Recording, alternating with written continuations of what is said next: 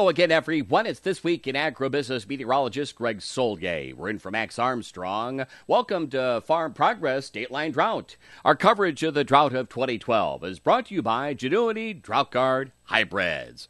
My goodness, absolutely ablazing down there. Temperatures have laid on through the southern plains. You've probably heard about those afternoon barn thermometer readings from about 100 to 115 degrees. They're actually trying to get some sense of harvest going over areas of the southern plains, trying to get whatever they can out of the ground with regard to summertime crops. And, of course, humidity up and elevated. Try to sleep through nighttime readings, which are generally into the 80s. There's some relief there and a more significant, sizable early August cold front on the move over the next couple of days. Remember, we talked about this the past few weekends on This Week in Agribusiness, that a westward move to the heat and humidity will begin to take place. Not quite as long-lasting the heat or humidity spells, and with time, retrograding, if you will, or moving back to the west, that hot ridge of high pressure setting up shop across the high plains, the western high plains, continental divide country. That means two things: heat out there, and with some low-level moisture, daytime heating, the air becomes very buoyant over the mountains, and some scattered showers and thunderstorms will play out each day.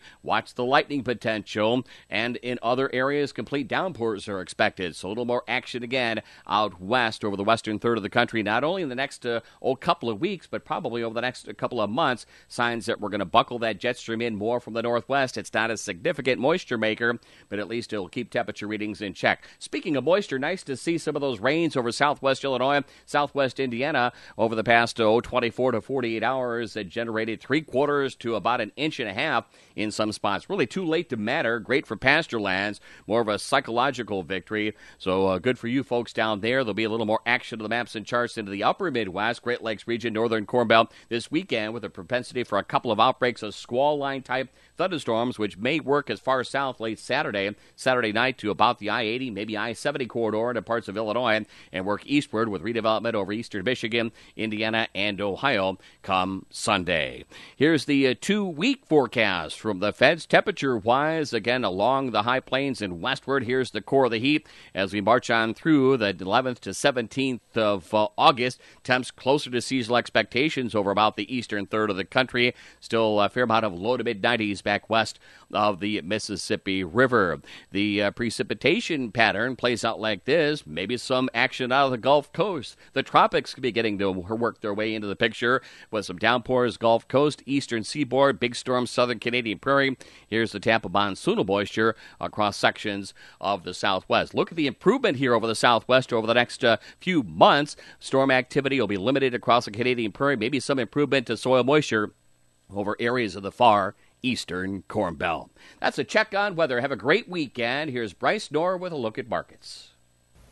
Grain markets ended the week on a stronger note Friday, posting gains across the board. Bullish estimates of 2012 corn and soybean production, including results of the latest Farm Futures Survey, helped spur buying.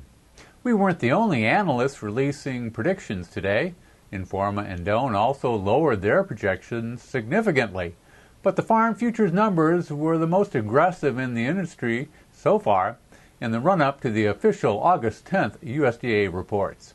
We put corn production below 10 billion bushels based on our survey of more than 1,800 growers and current crop conditions. Abandonment could be 5 million acres more than USDA forecast in August, and yields could be as low as 114 bushels per acre.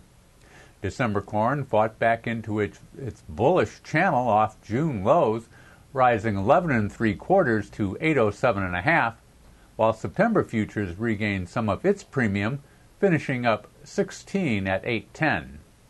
For soybeans, both our survey and crop ratings put the yield at 35.8 bushels per acre nationwide for a crop of just under 2.7 billion bushels. That would be 350 million bushels less than USDA forecast in July.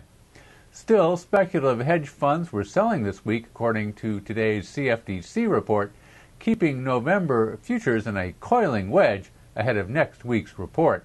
November finished up 12 1/4 at 16.28 3/4. Wheat hasn't received much ink in the run-up to the USDA reports, but it was the big winner today. A weaker dollar, short covering, and more talk of a Russian export ban helped spur buying. Chicago ended up 26 1/4 at 891 1/4. Kansas City advanced 27 to 896, and Minneapolis rose 18 to 944 1/2. Keep up with the drought situation across the country by visiting www.datelinedrought.com.